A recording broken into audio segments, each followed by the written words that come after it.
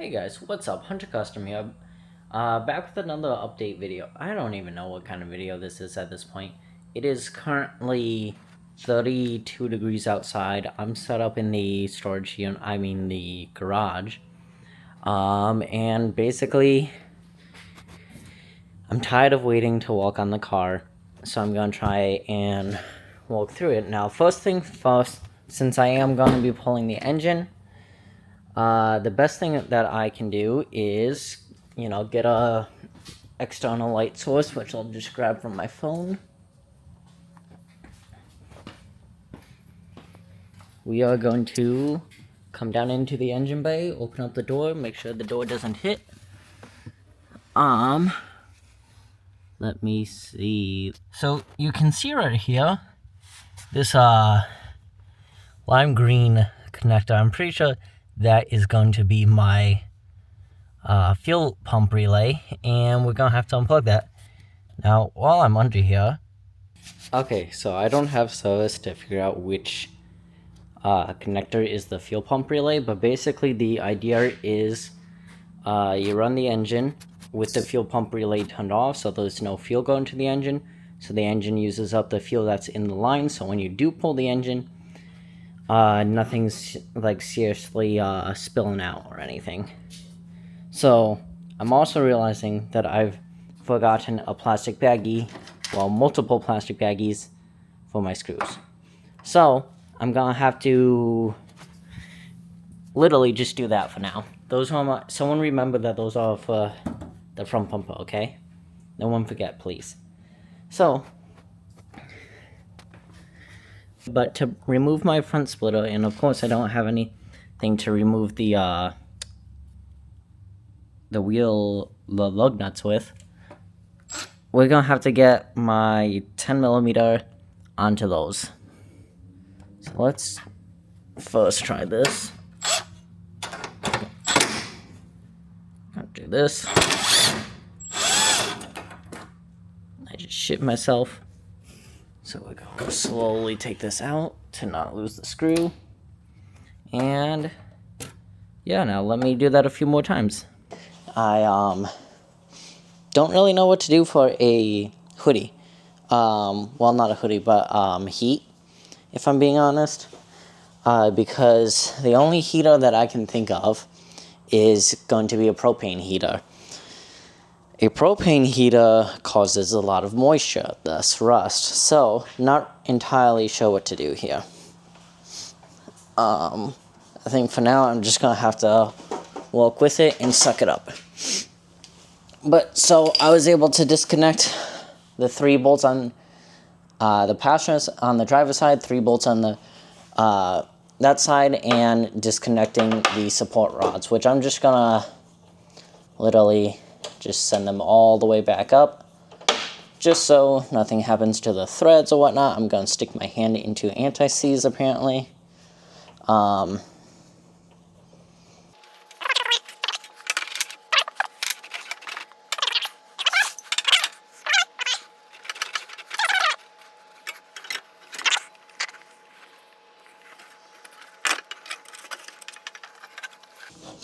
There we go.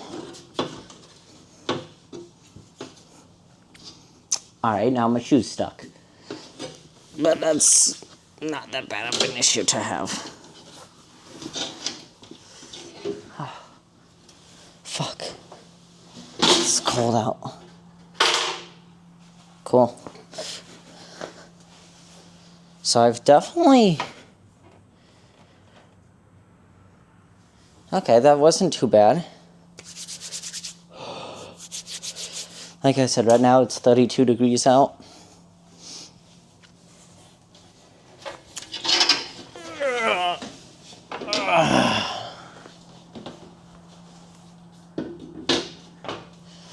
So, here is the front splitter of the Miata. This is an OGR brand. It's taken... I mean, you can definitely see some road chips and everything, like, there's some rock. I can't tell if the camera's looking over here or not. Okay, so, not sure how well that's going to come out, but my next thing that I have to do is I have to get out these bolts. Are these even bolts? Okay, one's a normal Phillips and one's just a push button. Okay, so we're just gonna unscrew this Phillips head, which is nothing too major.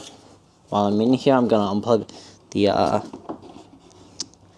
side marker, maybe.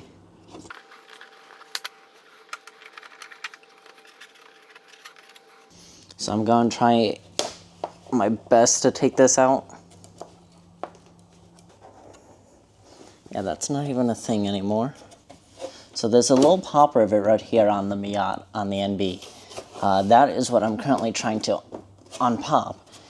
And typically, it's very easy to get out.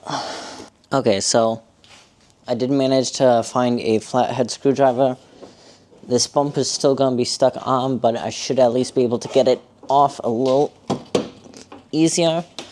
The fucking plastic pieces broke off.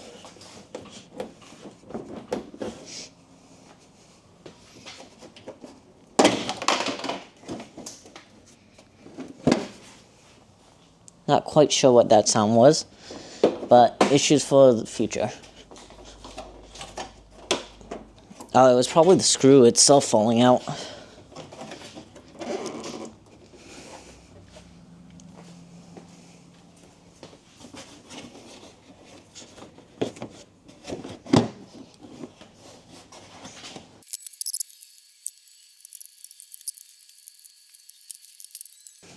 Okay, we're back. Got that side out too. Oh, fudge. Gonna need to pull the side markers. And then with that flathead screwdriver, let me get in here and undo the fog lights.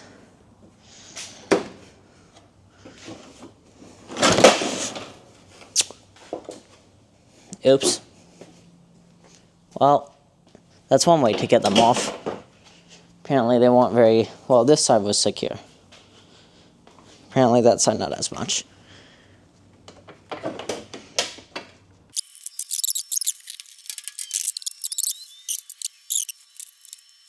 Alright guys, so, long story short, we got the front bumper off. We got some of the screws off, mostly just the front bumper. The front bumper was probably the biggest, along with the splitter.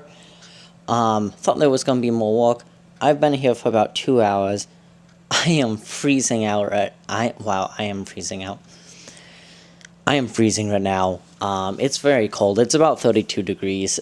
I am gonna head home. I need to figure out how I can go about pulling the fuel pump relay in order to let the gas out of the engine here.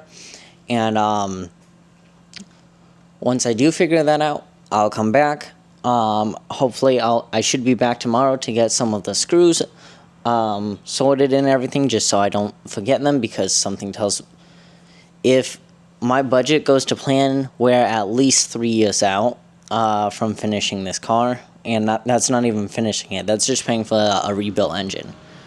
Of course, that's a very powerful rebuilt engine, but still, it's 3 years at least. Or it's about, from what I have found in my research, it's going to be about $2,500 to rebuild it to factory spec. It could be $2,500 to get a junkyard engine and drop it in. Or I'm looking about $7,000 to $10,000 to build it.